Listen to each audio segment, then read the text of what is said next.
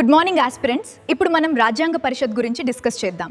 రాజ్యాంగ పరిషత్ ఆలోచన 1934లో ఎంఎన్ రాయ్చే ప్రతిపాదించబడింది. రాజ్యాంగ సభ మొదటి సమావేశం డిసెంబర్ 9, 1946న జరిగింది. రెండవ సమావేశం ఆగస్ట్ 14, 1947 అర్ధరాత్రి భారతదేశానికి స్వాతంత్ర్యం వచ్చిన తర్వాత జరిగింది. భారత రాజ్యాంగ పరిషత్ చివరి సమావేశం 1950 జనవరి 24న జరిగింది. మొదటి తాత్కాలిక అధ్యక్షులు సచ్చిదానంద సిన్హా.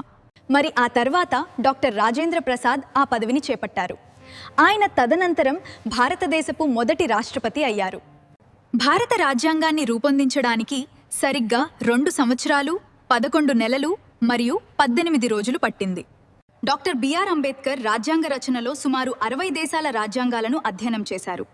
భారత రాజ్యాంగాన్ని రాజ్యాంగ పరిషత్ 26 నవంబర్ 1949న ఆమోదించింది. ఇది జనవరి 26, 1950న అమల్లోకి వచ్చింది. బాగా గుర్తుంచుకోండి.